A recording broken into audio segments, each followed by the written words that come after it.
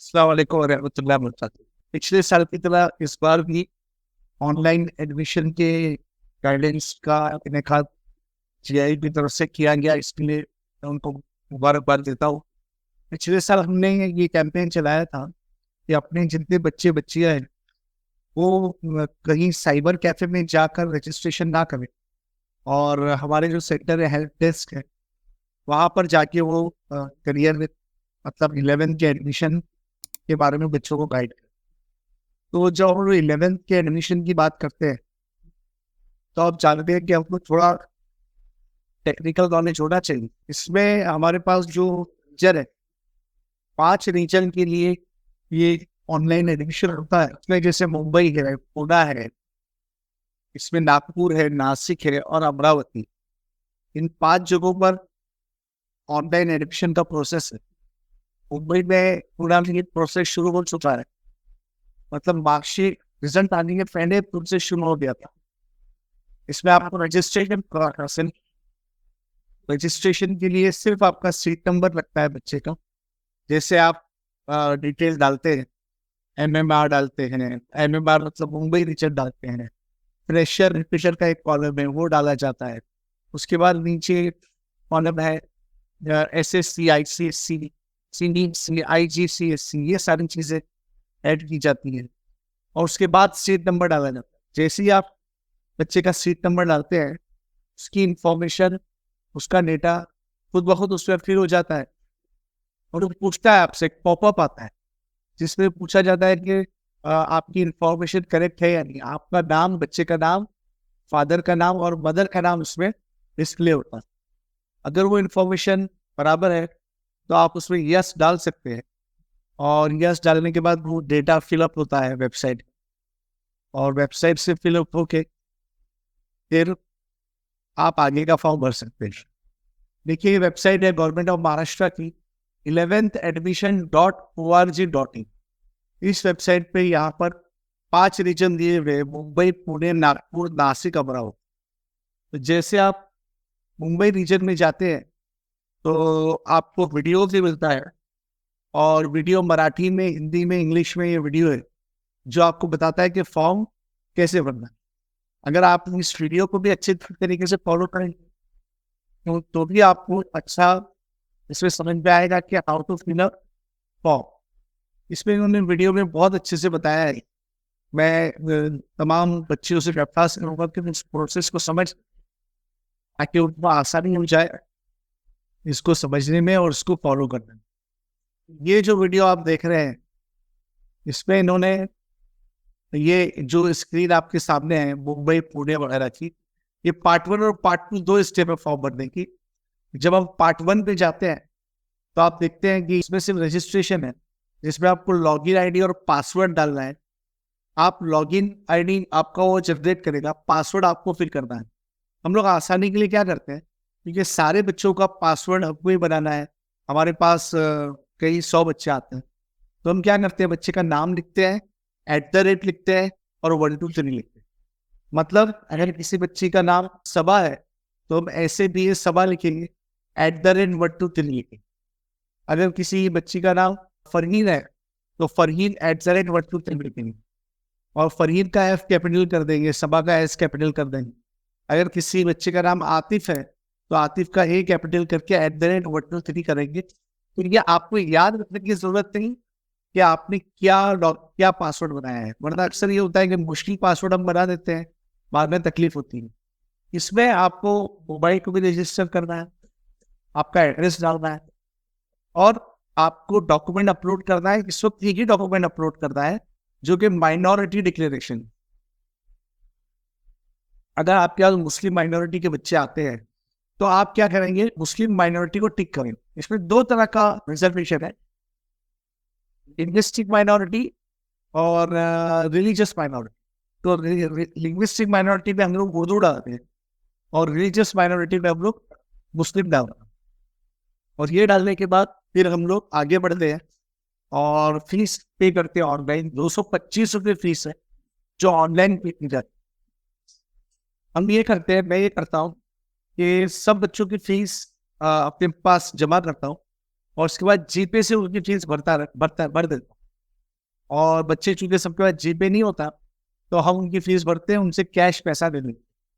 इसके बाद ये फॉर्म लॉक किया जाता है। फॉर्म लॉक करने के बाद फिर इसमें कोई चेंजेस पॉसिबल नहीं होते। ये पार्ट 1 पूरा हो गया। पहले हर साल लॉगिन आईडी और पासवर्ड आपको आता था एसएमएस से, व्हाट्सएप पे नहीं, एसएमएस में आता था। लेकिन अब ये प्रोसेस खत्म हो गया है और अब एसएमएस नहीं आ रहा है। आपको वो जैसे ही पासवर्ड, वो लॉगिन आईडी आपको दिखाई देता है रजिस्ट्रेशन, उसका या तो फोटो ले ले या उसको कहीं लिख कर रख ले, ताकि आप भूले नहीं कि आपका रजिस्ट्रेशन आईडी क्या है, स्टूडेंट रजिस्ट्रेशन। उसके बाद लॉगिन करते हैं। इसमें ब्राउचर भी है और ये फॉर्म फिलिंग 24 मई से शुरू हो गया है और ये चलेगा। अब जब तक एसएससी का प्रोसेस चलेगा तब तक ये चलेगा, लेकिन ये खाली होता रहता, कम होता रहेगा। देखिए कैसे आया इसमें store, application ID, PC, PMC, outside PMC, outside Maharashtra. फिर ये पूरा पिंपरी चिंचवड़ का इसमें दिया। फिर फ्रेशर, रिपीटर, प्रीवियसली पास्ड है, SSC, CBSE, CISC, RB, IGSC, NIMS वगैरह है। ये सारे डिटेल आपको डालने रहते हैं और ये डिटेल डालने के बाद फिर आपको एसएससी का सीट नंबर डालो। सीट नंबर डालने के बाद गेट एसएससी डेटा ये आएगा। एसएससी डेटा जैसे ही आप क्लिक करेंगे एक पॉपअप आएगा। फिर आप देखिए जिस बच्चे का फॉर्म भर रहे हैं उसी बच्चे की डिटेल आ गई है या नहीं। वरना क्या होता है, हम गलत बच्चे की डिटेल भर देते हैं और बाद में फॉर्म रीसेट करना पड़ता है। अच्छा, जिसका डेटा डाल के आपने कर दिया है वो भी बेचारा कुछ कर देगा। फिर ये वेरीफाई होता है और वेरीफाई होने के बाद इस तरीके से आपका नाम आता है और यहाँ पर लॉगिन आईडी। नाम और लॉगिन आने के बाद इसको प्रोसीड टू लॉगिन भी कर सकते हैं और इसको प्रिंट भी लेते हैं। हमारे पास चूंकि प्रिंटर की कमी होती है तो हम प्रोसीड करते हैं और लॉगिन आईडी का फोटो खींचने का बोलते हैं। लॉगिन आईडी, पासवर्ड डाला जाता है, कैप्चा डाला जाता है। उसके बाद इस तरीके से फॉर्म आता है। फिर यहाँ पर रजिस्ट्रेशन डिटेल या फिर पर्सनल डिटेल आपको डालनी होती है। पर्सनल डिटेल में male, female, date of birth, ये सब बाय डिफॉल्ट आए। मदर्स नेम आएगा, फादर्स नेम आ सकता है, आपकी रिजर्वेशन डिटेल उसमें आ सकती है। फिर आपका एड्रेस डालना पड़ता है, pin code, state Maharashtra, district Pune, Chinchwad, Mumbai जो है आपका, तालुका, तहसील और सिटी। मोबाइल नंबर में एक मोबाइल नंबर कैंडिडेट का अपना होता है, दूसरा मोबाइल नंबर पेरेंट्स का होता है, और अगर लैंडलाइन है तो लैंडलाइन, और ईमेल आईडी आपको डालना होता है। उसके बाद सेव और नेक्स्ट करके आप आगे बढ़ेंगे। सेव और नेक्स्ट करके जब आप आगे बढ़ेंगे तो आपकी कैटेगरी आती है। कैटेगरी बाय डिफॉल्ट आती है अगर आप कैटेगरी में बिलोंग करते हैं तो। अगर नहीं होती है तो फिर आप नो करेंगे कि ये जो 2 कॉलम है, ये 2 कॉलम नहीं आएंगे, यस, नो और सिलेक्ट कैटेगरी ये नहीं है। इसके बाद कुछ रिजर्वेशन है, जैसे हियरिंग डिसेबिलिटी है, दिव्यांग है बच्चा, अर्थक्वेक अफेक्टेड है, ऑनलाइन ट्रांसफर हुआ है पेरेंट का कहीं पे, ग्रैंड पेरेंट्स फ्रीडम फाइटर है, सर्विस, एक्स सर्विस मैन है फादर, स्पोर्ट्स की कैटेगरी है। स्पोर्ट्स की कैटेगरी का महाराष्ट्र गवर्नमेंट का सर्टिफिकेट लास्ट में, वो स्कूल का जो स्कूल लेवल पे सर्टिफिकेट मिलता है वो नहीं चले। फिर अगर ऑर्फन है बच्चा तो वो एक रिजर्वेशन आता है। और फिर आपको 5 प्रोग्राम में एडमिशन देना है। अच्छा, यहाँ ये बहुत इंपॉर्टेंट है, अगर आप माइनॉरिटी से बिलोंग करते हो तो यस करेंगे। और जिस स्कूल में बच्चा पढ़ता है और अगर उस स्कूल में जूनियर कॉलेज है और वहीं पर एडमिशन लेना है तो आप यस करेंगे। In house quota, in house quota का मतलब होता है from where you have pass your 10th and in that institution junior college is also there and wish to take admission in the same junior college, तो आप yes करेंगे। फिर save and next करेंगे। Save and next कर देंगे फौरन बाद फिर आप देखेंगे कि आपकी ये स्क्रीन बदलेगी और आप आ जाएंगे यहाँ पर। आपको आपका गाइडेंस सेंटर होगा। जिस स्कूल में आप हैं उस स्कूल के अतराफ में कोई गाइडेंस सेंटर होगा, उसका नाम वहाँ पर आएगा, या तो आप ही स्कूल का नाम वहाँ पर आ सकता है। मतलब कोई ग्रीवेंस हो, कुछ प्रॉब्लम तो वहाँ पर आप कॉन्टेक्ट कर सकते। और ये अगर आपने कास्ट सर्टिफिकेट यस किया है, SC ST OBC, तो कास्ट सर्टिफिकेट अपलोड करना पड़ेगा। नॉन क्रीमी लेयर है, अगर आपके इनकम सर्टिफिकेट है 1 लाख से कम तो नॉन क्रीमी लेयर अपलोड करना पड़ेगा। तीसरा, स्टूडेंट का कोई अंडरटेकिंग का फॉर्मेट है, अच्छा अंडरटेकिंग का फॉर्मेट यही पर डाउनलोड होता है, और यहाँ डाउनलोड होकर आप प्रिंट निकालते हैं, उस पर अपना नाम लिखते हैं, उस पर बाइनरिटी को यस करते हैं, और फिर इसी को स्कैन करके इसका जेपीजी या पीडीएफ आप इस पर अपलोड कर देते हैं। अपलोड करने के बाद सेव एंड कंटिन्यू आता है, सेव एंड नेक्स्ट आता है। ये अपलोड करने के बाद ये स्क्रीन ऐसे हो जाएंगे, इसमें क्लास सर्टिफिकेट और सारी चीज़ें अपलोडेड है।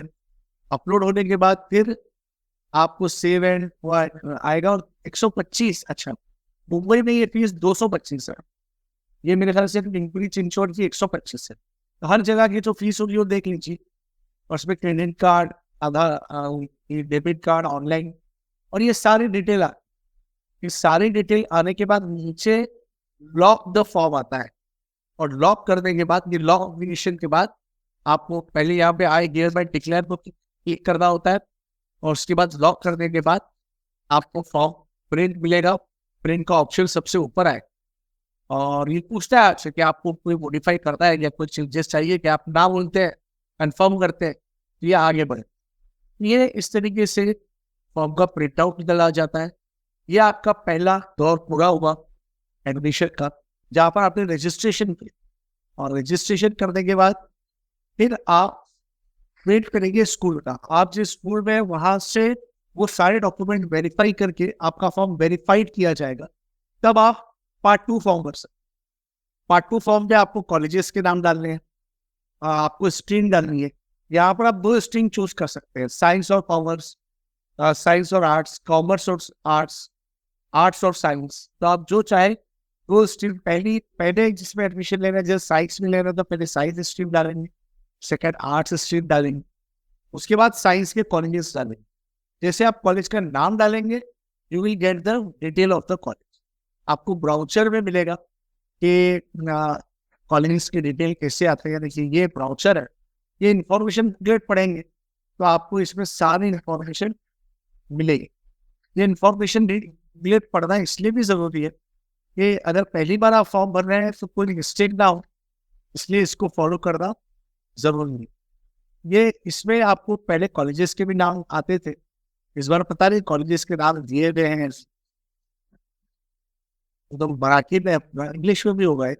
हाँ, ये इंग्लिश मराठी दोनों में। इसमें प्रोसेस भी दिया है, एडमिशन प्रोसेस फ्लो चार्ट। आप क्या करें, जहां पर आप एडमिशन के लिए बैठे हैं वहां पर ये पेज नंबर 41 का प्रिंट आउट निकालें, ताकि आप एडमिशन फ्लो चार्ट का प्रिंट आउट लगा सकें। ठीक है, और एडमिशन का प्रिंट आउट आप लगाएंगे, जो आएगा उसको बोलेंगे पहले उसको पढ़ें। और रजिस्ट्रेशन वगैरह अगर वो बच्चा आपके कॉन्फिडेंट है तो अपने हाथों से भरे, ताकि बाद में आपको उसकी तकलीफ ना। ठीक है, जब पार्ट 2 आप भरेंगे तो आपको मार्कशीट, लिविंग सर्टिफिकेट, ये दोनों चीजें अपलोड करना। ये दोनों चीजें आप अपलोड करें, ओरिजिनल का पीडीएफ निकालें, मतलब उसको स्कैन करें और अपलोड करें। और उसके बाद फिर फर्स्ट लिस्ट का इंतजाम, फर्स्ट मेरिट लिस्ट आएगी, आपका एडमिशन होगा। आपने जो कॉलेजेस नंबर 1 पे डाला, आप याद रखिए आप 30 से 35 कॉलेज के नाम डाल सकते हैं ऑप्शन में। अब आपका जो पहला चॉइस था वो अगर नहीं मिला और आपको एक 8वां चॉइस मिल गया, तो क्या करें, घबराने की जरूरत नहीं। आपको कुछ करना नहीं है, आपको एसएमएस आएगा, आप एसएमएस में देखिए आपको 8वां कॉलेज मिला है, तो अब आपको कॉलेज देना नहीं है। अब आप क्या करें, वो कॉलेज में आप जाएंगे तो कॉलेज से या तो आपको फोन आएगा कि भाई आप एडमिशन ले रहे हो क्या नहीं। आप अगर हाँ बोलते हैं तो वहां जाके आप एडमिशन ले रहे, फिर आपका एडमिशन फिक्स हो जाए। अगर आपको ना बोलना है तो कुछ ना करें, वो कॉलेज आपको जितने भी बच्चे एडमिशन देते हैं फर्स्ट लिस्ट में, उनको एडमिट करके बाकी की लिस्ट को अपलोड कर देगी गवर्नमेंट, तो आप सेकेंड लिस्ट के लिए एलिजिबल हो जाए। फिर आपकी सेकेंड लिस्ट आएगी, सेकेंड लिस्ट के बाद वही प्रोसेस दोहराया जाएगा। उसके बाद थर्ड लिस्ट आएगी, थर्ड लिस्ट के बाद फिर स्पेशल राउंड शुरू होते हैं, जिसमें आपको, अच्छा जब भी एक लिस्ट के बाद दूसरी लिस्ट आती है, इसके बाद आपको ऑप्शन बदलने हैं। अगर आप चाहें आपको आइडिया हो जाता है कि आपके परसेंटेज के हिसाब से किस कॉलेज में आपका एडमिशन हो सकता है, और कॉलेजेस के कट ऑफ भी आपको पता चल जाता है, तो आप अपने परसेंटेज के हिसाब से कॉलेज की डिटेल चेंज कर सकते। तो इस तरीके से फिर एडमिशन पूरा होता है। और ये सारे सर्टिफिकेट्स हैं जो लगाने पड़ते हैं। डिसेबल का सर्टिफिकेट है, फ्रीडम फाइटर है, स्पोर्ट्स प्लेयर है, ऑर्फन है वगैरह है। तो ये सब लगा के फिर आप आगे बढ़ते हैं और एडमिशन लेते हैं। अभी एटी अगर किसी को है, मतलब कोई बच्चा एसएससी में 1 या 2 सब्जेक्ट में फेल हुआ है, वो भी एडमिशन ले सकता है। अभी जो एग्जाम होगा जुलाई में, उसमें वो फॉर्म भर के एग्जाम देके पास हो जाए, वो रेगुलर हो जाए। बराबर। तो इस तरीके से आप चीजों को कर सकते हैं। बहुत सुकून से प्रोसेस होता है। ये प्रोसेस अगस्त तक चलता है, इसलिए घबराने की बात नहीं। आप आसानी से इस प्रोसेस में जाके बच्चों को गाइड कर सकते हैं। मेरी ये राय है कि जितने बच्चों का आप फॉर्म भर रहे हैं, एक 4 का पेपर ले, हर बच्चे का यूजर आईडी पासवर्ड आप अपने पास रखें, ताकि एडमिशन के प्रोसेस के किसी भी मरहले में बच्चे को आपकी जरूरत हो तो आप ये काम, आप उसका लॉगिन करके, आप उसको ओपन करके उसमें चेंजेस कर सकते हैं। आप फॉर्म पार्ट 1 को लॉगिन करके लॉक करते हैं, फिर पार्ट 2 को फिल करके लॉक करते हैं, तो उसके बाद आप फॉर्म को ओपन भी कर सकते हैं। अगर आपको फॉर्म को ओपन करना है तो रिलेटेड जो स्कूल है, स्कूल के पास अपना लॉगिन होता है, वहां जाके वो फॉर्म रीसेट भी होता है, वो फॉर्म वेरीफाइड भी होता है, सारी चीजें स्कूल से होती है। और स्कूल को कंपलसरी है फॉर्म भरना, अगर आपने नहीं किया तो कोई मसला नहीं। लेकिन चूंकि एक क्राउड आपके पास भी आ रहा है, जीआईयू के पास, तो आपको चाहिए कि जितनी बच्चियां बच्चे आ रहे हैं सबका फॉर्म भरे और बच्चों को गाइड करें, उनको कॉलेजेस के लिए गाइड करें। कॉलेजेस की एक लिस्ट अपने इलाके की प्रिंट करके अपने पास रख ले, ताकि आपको वक्तन फवक्तन उसकी लिस्ट की जरूरत पड़े, है ना। और कॉलेज के प्रिंसिपल से, क्लर्क से भी दोस्ताना रखे, जाके मिले, ताकि कोई बच्चे को कोई स्पेशल प्रॉब्लम हो तो आप उसको भी गाइड कर सकते। मैंने जैसे कहा, इसका प्रिंट आउट रखिए। ये सेल्फ डिक्लेरेशन माइनॉरिटी सर्टिफिकेट का प्रिंट आउट यहाँ से आपको मिलेगा। ये पेरेंट सिग्नेचर, स्टूडेंट सिग्नेचर है। यहाँ पर बच्चे का नाम डालना है और लिंग्विस्टिक माइनॉरिटी है और रिलीजियस माइनॉरिटी उसको स्पेसिफाई कर। ये सेल्फ डिक्लेरेशन है, वही मराठी में दिया हुआ। ये सेल्फ डिक्लेरेशन ऑनलाइन, ये जरूरत नहीं होती। हम लोग तो यहाँ पर नहीं होता हमारे यहाँ, वही में अभी आपके पास जरूरत होगी तो आपको कॉलेज वाले बताए। तो इस तरीके से पूरा प्रोसेस बहुत अच्छे से होता है और कोई ऐसी बड़ी तकलीफ इसमें नहीं आती। तो ये पूरा प्रोसेस था ऑनलाइन का जो मैं आपको बताना चाह रहा हूँ। इसे प्रोसेस बहुत आसान है, अगर आप उसका वीडियो देख ले और अगर वाकई में मैं चाह रहा हूँ कि हर जगह काम किया जाए और तो बड़े लेवल पे बच्चे आपके पास आएंगे, उनका सारा डेटा आपके पास रहेगा, आप उनको फोन कर सकते हैं। आप कॉलेज में जब वो बच्चियां जाती हैं तो उनको गाइड कर सकते हैं, उनको सब्जेक्ट्स के लिए गाइड कर सकते हैं, उनको उनके लिए बुक बैग शुरू कर सकते हैं, उनकी फीस के इशूज सॉल्व कर सकते हैं। एडेड कॉलेज में एडमिशन लेने के लिए कहिए, एडेड की फीस हमेशा कम होती। मैंने एक चीज यहाँ पे नहीं बताई, बाइफोकल। बाइफोकल 2 स्ट्रीम के लिए अप्लीकेबल होता है, एक साइंस के लिए और एक कॉमर्स के लिए। तो साइंस में बाइफोकल इलेक्ट्रॉनिक्स या मैकेनिकल या आईटी ये हो सकता है। बाइफोकल में इंग्लिश नहीं होता, मतलब इंग्लिश और उर्दू या इंग्लिश और हिंदी लैंग्वेजेस नहीं होती। और 200 मार्क का बाइफोकल का पेपर होता है। याद रखिए, साइंस में 11-12 बाइफोकल करने के बाद आप सीधे डिप्लोमा के सेकेंड ईयर में एडमिशन। ये बात बहुत सारे बच्चों को पता नहीं। मतलब एसएससी के बाद जैसे डिप्लोमा में होता है, वैसे बाइफोकल के बाद सेकेंड ईयर डिप्लोमा में आपका एडमिशन होता है रिलेटेड थिंग। दूसरी बात यह है कि ऑनलाइन एडमिशन के अलावा बहुत सारे बच्चे आईटीआई में भी एडमिशन दें, बहुत सारे बच्चे 3 ईयर डिप्लोमा में भी एडमिशन दें। तो अगर आप इसका भी प्रोसेस अपने यहाँ शुरू करें तो आईटीआई में भी आपको बहुत बच्चे मिलेंगे जो आप इसमें एडमिशन के लिए बच्चों को गाइड कर सकते हैं। आईटीआई की भी वेबसाइट है, उसको डीबीबीटी कहते हैं। या ये कि डिप्लोमा के एडमिशन होते हैं, डिप्लोमा एडमिशन्स भी इस बार, मतलब उसकी भी मैं आपको वेबसाइट बताता हूँ एक मिनट, ताकि आपको पता रहे कि फिर इसमें कैसे काम होता है। देखिए, ये वेबसाइट है directorate of technical education Maharashtra state. ये एसएससी के बाद 3 साल का डिप्लोमा या एचएससी के बाद डायरेक्ट सेकेंड ईयर डिप्लोमा के लिए ये वेबसाइट है। ये इसका नाम है poly23dp.maharashtra.gov.in, ये जो आपकी स्क्रीन में दिख रही है। और इसका new registration, we candidate registration अभी शुरू नहीं हुआ है। अब जैसे शुरू होगा, ये पिछले साल का है, तो इसका मतलब डिप्लोमा का एडमिशन अभी शुरू नहीं हुआ। तो इसमें सारी चीजें आपको मिलेगी, नोटिफिकेशंस मिलेंगे, डाउनलोड्स मिलेंगे, सब। इसका ये भी मिलेगा, प्रोस्पेक्टस भी मिलेगा। ये बच्चों DVET है, मतलब directorate of vocational education and training. This is for ITI admission. तो ITI का एडमिशन शुरू हुआ है कि कैंडिडेट लॉगिन, एक न्यू लॉगिन पे देखता हूँ, विल बी स्टार्ट सून। अभी तक शुरू नहीं हुआ।